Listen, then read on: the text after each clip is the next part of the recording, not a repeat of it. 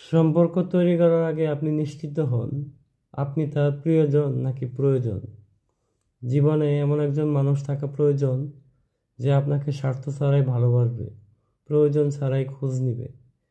জীবনে কাউকে আঘাত করার আগে একটু ভেবে নিবেন আপনাকে আঘাত করলে কেমন লাগবে। মনে রাখা উচিত জীবনে কাউকে কাঁদিয়ে বেশি দিন ভালো থাকা যায় না। একটা সময় আমরা বুঝতে পারি আবেগ দিয়ে কখনো জীবন চলে না, আর বাস্তবতা কখনো স্বপ্নের মতো হয় না।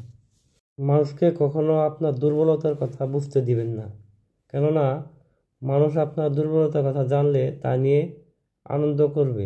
জীবন চলার পথে বহু মানুষের সাথে আপনার সাক্ষাৎ হবে, তাই বলে সবার সাথেই যে আপনার ভালো সম্পর্ক হবে এটা কখনো ভেবে নেবেন না। জীবন চলার পথে কাউকে না কাউকে বিশ্বাস বা আস্থা রাখতেই হয়, তো সবার উপর আস্থা রাখা যাবে না। আপনি যার উপর বিশ্বাস বা আস্থা রাখবেন তাকে আগে বিচার বিশ্লেষণ করে নেবেন, তারপর তার উপর আস্থা বা বিশ্বাস রাখার চেষ্টা করবেন। এতে প্রতারণা হওয়ার সম্ভাবনা কম থাকে।